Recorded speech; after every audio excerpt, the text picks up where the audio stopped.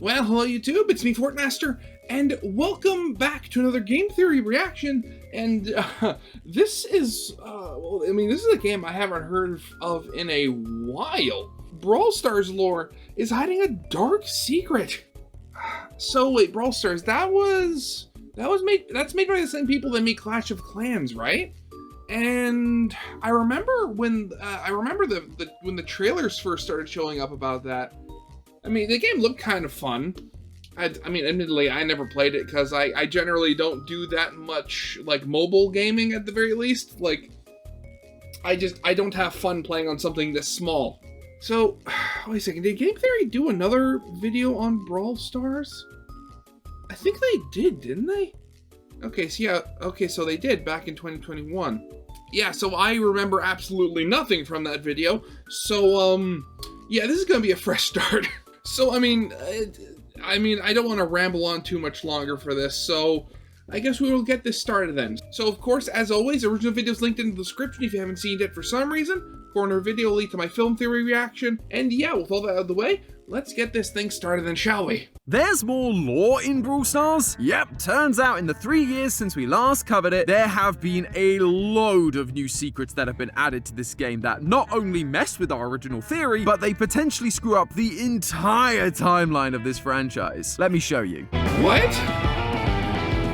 Hello Internet! Welcome to Game Theory, the show that once you subscribe... That's right, loyal theorists, we're finally paying another visit to the amusement park turned battle royale, Brawl Stars. If you don't remember, 3 years ago, I'm starting to remember. Kairos time to help break down the hidden lore of this game, because Matt and I initially weren't sure that there was going to be much in a top-down mobile game, but boy were we wrong. There was a secret hidden radio station, mysterious packages sent to YouTubers like Kairos, and the piece de resistance, a video designed to attract investors into financing the theme park. Trust me, it's more interesting than it sounds. This thing was full of references, cries for help, and surreal visuals that would make anyone's head explode. We discovered that this game was taking place in a theme park known as Starr Park, and the matches we've been playing on our phones, they're completely real. As the host puts it, in the future, the children control a glowing rectangle. To do this, Starr Park built a model version of the park full of these brawlers for us to control. Okay, yeah, so now I'm actually starting to remember this, and God, right, the fact that people are actually controlling, people in the game. That's kind of freaky. But it turns out these brawlers aren't just mindless toys we're playing with. Throughout the video, we saw people asleep while still moving around, including some real-world versions of brawlers. This tied into Starr Park's hidden radio station, the WKBRL, which would keep telling us to stay asleep, to not awaken, and to continue exercising and smiling throughout the day. This is your smile reminder. Smile, smile. Smile! This was then hypnotizing the guests, the staff, and yes, the brawlers. While their bodies were in a trance-like state, eating, exercising, and resting in the real park, their subconscious minds were being put into the model brawlers we were controlling, all with the goal of training their minds subconsciously into becoming super soldiers for world domination. Bet you didn't expect that from a random mobile game. It was a lot to cover, but that was basically the entire lore of Brawl Stars. Or so I thought, until I went to VidCon. Firstly, I just want to say how great it was getting to meet so many of you there. Truly, it was a life-changing experience for me. But secondly, whenever I asked anyone what game they'd like me to cover in the future, the one response I kept getting over and over again was, you guessed it, Brawl Stars. And when I asked you why, you guys told me about a new set of videos, a secret CCTV feed that was full of that sweet, juicy lore. That might actually poke a few holes into our initial theory. So, of course, I had to check it out, and you guys were not lying. There is a bunch of stuff that's happened since our last video, and it all paints a very interesting picture about the origins of Brawl Stars, the destruction of Starr Park, and the ridiculous lengths Starr Park is willing to go to for world domination. So, strap in, friends, keep your arms and legs inside the ride at all times, because we are about to ride the crazy coaster that is where is this Brawl going? Stars lore. In late 2023, Supercell held their regular live stream covering news and game updates called Brawl Talk. But midway through the stream, something strange happened. We were now watching the live stream on a CRT in what looked like a security office. The favorite room of theorists. All they needed was a couple of animatronics and dead kids, and my theorist senses would have drawn me to this stream immediately. Oh god, ultimate crossover, Brawl Stars and Five Nights at Freddy's, what could go wrong? The real mystery was only just beginning. After the Brawl Talk, a security camera suddenly appeared in the Brawl Stars lobby screen, and if you tapped it, you would be taken to that same security room. It's here that the game slowly began dropping its new lore. Watching the CCTV, we can see some familiar faces popping up. Brawlers like Bull, Leon, and Nita can all be seen throughout the park, except they're not really doing anything. They're just acting like guests or employees at the park. No fighting, no brawling, no nothing. The brawler Dynamite is also just doing his thing in the mines below the park. He blows up a wall to reveal a treasure trove of purple gems which he ecstatically scoops up. And this is where things take a turn. Dynamite visits the local diner and drops a gem on the counter in front of the friendly fry cook, Bull. Bull picks up the gem and something inside him changes. He rips off his uniform, slams a customer's face into a table, and then howls out of the diner a changed man. Seems more like a werewolf than a bull to me, but I don't want a face full of tables, so I'm gonna let that slide. So wait, are the crystals, are they like, oh god, what's the type of kryptonite that makes Superman go crazy? Is it red kryptonite? Oh, black kryptonite. Jeez, how many different colors of kryptonite are there? But yeah, so you have these purple crystals evidently making whoever has them much more aggressive. Is that where the fighting is starting? Okay. As time goes on, more and more characters we know come into contact with these gems, and they change from peaceful inhabitants of Starr Park into the chaotic brawlers from the game. They even gain their ability to respawn. Dynamite gets shot and left in a bush, only to bounce back out a few days later, totally fine. All of this finally culminates in the sentient cactus Spike standing in a cloud of green gas with spirits rising from the ground and him falling over lifeless amidst the burning remains of Starr Park. I totally understand why people wanted us to cover this. Before the gems were discovered, Starr Park may as well have been a knockoff Disneyland. But once they're found, the whole place falls into mayhem, bringing the worst out of everyone who comes into contact with them. Bull even went so far as to shoot children in the face when they tried to steal his gem. Seems like one heck of a reaction from a previously mild-mannered fry cook, but it actually might have some basis in real-world science. Clearly, these gems are powerful. In the game, they're used to power machines, and in this footage, they have enough energy to mutate animals like Crow and bring inanimate objects to life like 8-Bit and Spike. This feels in line with the pop culture idea of radioactive. How radiation. Okay. So did you know that studies have actually been done on the long-term effects of radiation on human psychology? One of the side effects of long-term exposure due to things like radiation therapy was that patients began to exhibit more aggression after treatment, just like we see here with our brawlers. We also see this in the Starr Park investor video. So wait, are you saying that like the Hulk being a radiation monster fueled by rage could actually have some basis in reality? And if that's all the case, where does the whole thing of the children are controlling us with glowing rectangles comes from? Where does that fit into this? Our host slowly moves inside a cave that glows a familiar purple. Upon entering, his demeanor changes. This man has remained calm and collected the entire video, including when he was having his hand burnt off by acid. And yet, suddenly, this is the moment he loses his composure and becomes aggressive towards the viewer. If you look closely at the scene, you can see an employee using a pickaxe. Yeah, but again, this is a mouth, not a cave. What is going on here?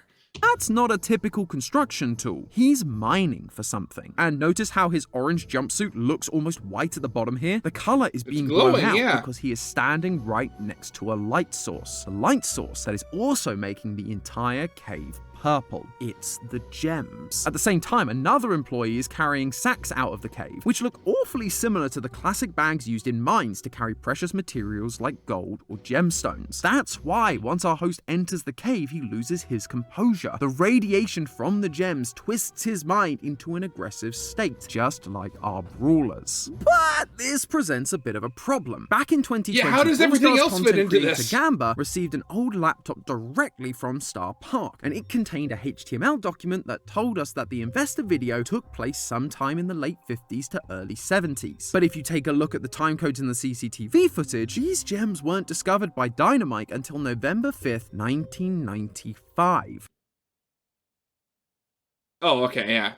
How can they have been actively mining these gems in the 50s and using them for brawls if they weren't discovered until the 90s? The timeline just doesn't match up. And it gets worse because during the investor video, we see an old photograph with 3 men in the background. This is a photo of Danny, Frank, and Ryan, senior members of the Brawl Star team. Frank even made a Twitter post saying, "Good memories from my Starr Park visit with Danny Supercell a few years ago," and then showing a picture of some retro memorabilia from their time there. How can they be here in the present day but also be there 50 plus years ago? Same thing goes for characters like Leon and Nita. They are kids in the background of the investor video, but they're also kids 40 years later in the CCTV footage. And I thought FNAF's timeline was bad. This is oh god, this is gonna get so this confusing. Just isn't how time works. Or should I say, this isn't how time usually works. Because there is an explanation for all of this timey-wimey stuff we're seeing, and it's one that's been right under our noses for years. Radiation! No, okay. If the radiation had something to do with time travel,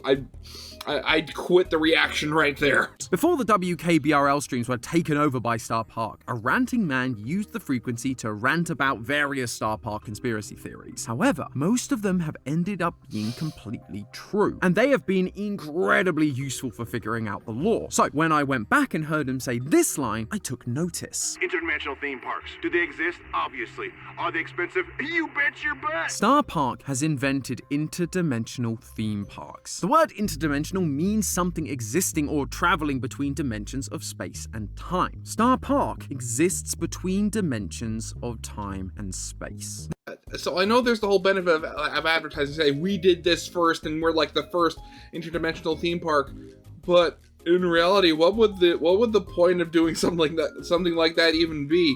Like, if maintaining a space between dimensions is so expensive, why not just buy some land and build a theme park there? You'd think it would be cheaper. This could explain a lot of the timeline issues we've been having. The gems were discovered in 1995, but thanks to Starr Park's development of interdimensional theme parks and their control over time and space, they were able to go back in time and mine them in the 1950s. It could also allow you to bring the Brawl Stars developers back in time to visit the park in its prime. The question is, how? Well, I have one word for you theorists: wormholes. Wormholes are essentially portals that are connected together across time and space. One part of a wormhole could be here, in our universe at this very point in time, while the other end could be in the past, in the future, in a distant part of our universe, in another dimension entirely, or any combination of those. Right now, wormholes are just hypothetical, but they do follow Einstein's general rule of relativity. Okay, so alternatively, I mean, this is just my little headcanon of how, like, wormholes and alternate dimensions happen. So, I mean, given that, you know, the theme park evidently takes place between dimensions, maybe time doesn't exist in this dimension that they've made. So while you can go in, do all your normal stuff, time doesn't progress, and so nothing ages. I guess, like, that would also save a lot on, like, maintenance costs, where if you don't have to worry about just the ravages of time itself weakening stuff, you don't have to worry about replacing it as often, or something like that, maybe? Okay, maybe that doesn't make as much sense. Let's see what Tom's gonna say. So they are technically possible. We've just never managed to create or observe them. Starr Park, on the other hand, seems to have figured it out. A couple of weeks before the release of the investor video, players were able to access a new minigame called Project Laser. It's a retro scroller shooter where you control the character 8-Bit as he shoots enemies and meteors across the cosmos. As you do, you come across a strange portal. If you follow your gamer instincts and just shoot it, you can fly through it and find yourself in a new world full of slug versions of our brawler friends, and a large dome that looks strikingly similar to Starr Park's central dome. 8-Bit used a portal and is now in an alternate dimension. Starr Park still exists, the inhabitants are just slugs instead of humanoids now. That, ladies and gentlemen, is what I call an interdimensional theme park. accessed by a wormhole. This isn't just a fun minigame either. If you paid close attention to the starting screen, there's a message telling us that we're about to access 8-bit's core memory files. These events are real events. They actually happened? We saw 8-bit come to life in the CCTV footage, and then at some point, he did find a wormhole, and he did travel into an alternate dimension that has its own Starr Park and Brawlers. We also see Brawlers using portals in other games made by Supercell. In Clash of Titans Egypt map, we can see Shelly poking her head out of a portal, appearing in a universe she doesn't belong to. Even more recently, Supercell released the game Squad Busters, where you can combine the forces of all the characters from across their franchises, including Brawl Stars. The promotional materials show these characters entering the world through these chests with a purple spiral on them. Portals are often depicted as spirals, and the purple, well, remind me what color these gems, powerful